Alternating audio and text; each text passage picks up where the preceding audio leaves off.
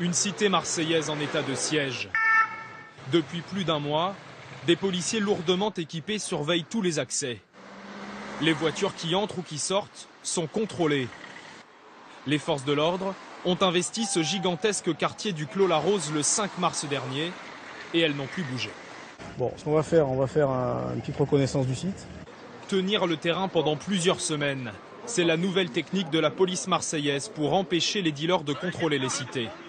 Le Clos-la-Rose était encore récemment un haut lieu du trafic de drogue. Donc qu'est-ce qu'il y avait ici, là, dans ce hall ? Donc ici se situait le point de vente principal de la cité en matière de stupéfiants. Donc il y avait des trafiquants qui étaient là, qui proposaient leur... Les trafiquants étaient là, les acheteurs se présentaient devant l'entrée. Et la plus grande partie des appartements étaient squattés par les dealers, ça leur servait d'appartements de repli. En 2010, la cité est même le théâtre d'un règlement de compte entre trafiquants. Dans ce fauteuil, un adolescent de 16 ans payé par les dealers pour surveiller les points de vente est tué d'une rafale de Kalachnikov.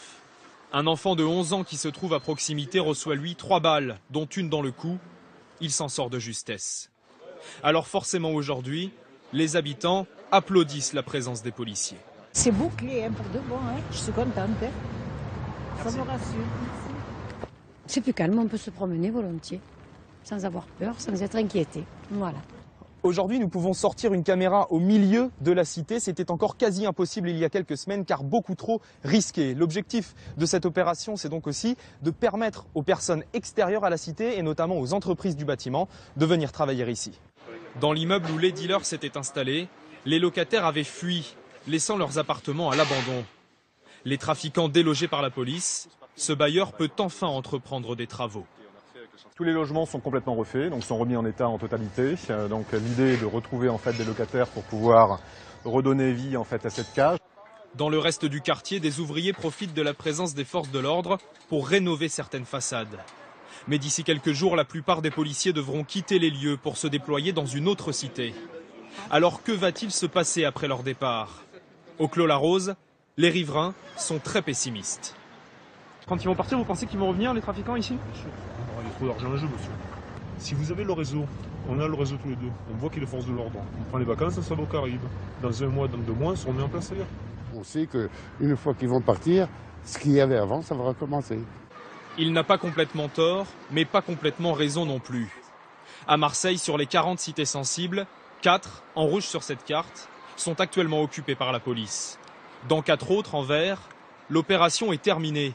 Les policiers ne sont plus présents en permanence. Pour savoir ce qu'il s'y passe depuis leur départ, nous nous sommes rendus dans l'une d'entre elles, la cité Félix Pyat. Ici, les CRS ont levé le camp il y a plus de 3 mois, et les habitants le savent, le trafic est revenu. Je dirais qu'il n'y a rien qui s'est arrêté, et que ça n'a rien changé. Mais le deal est quand même plus discret qu'avant, et les riverains sont satisfaits. Ça changeait le bruit.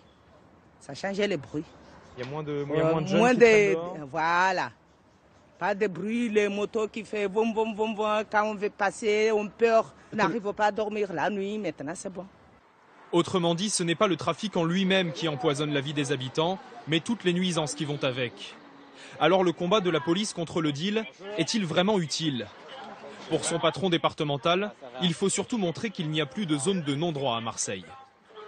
Ici, c'est le territoire de tout le monde. C'est le territoire des braves gens qui sont là. Ce n'est pas uniquement le territoire des trafiquants.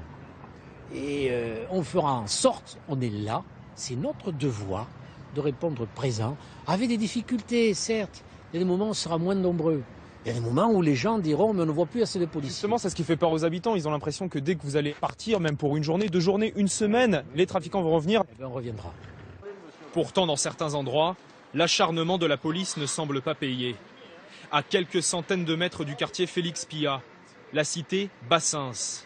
Ici, les forces de l'ordre ont stationné pendant de longues semaines. Plusieurs trafiquants ont été arrêtés et des armes saisies. Mais dès le départ des policiers, les dealers ont réinstallé des guetteurs pour surveiller les accès du quartier.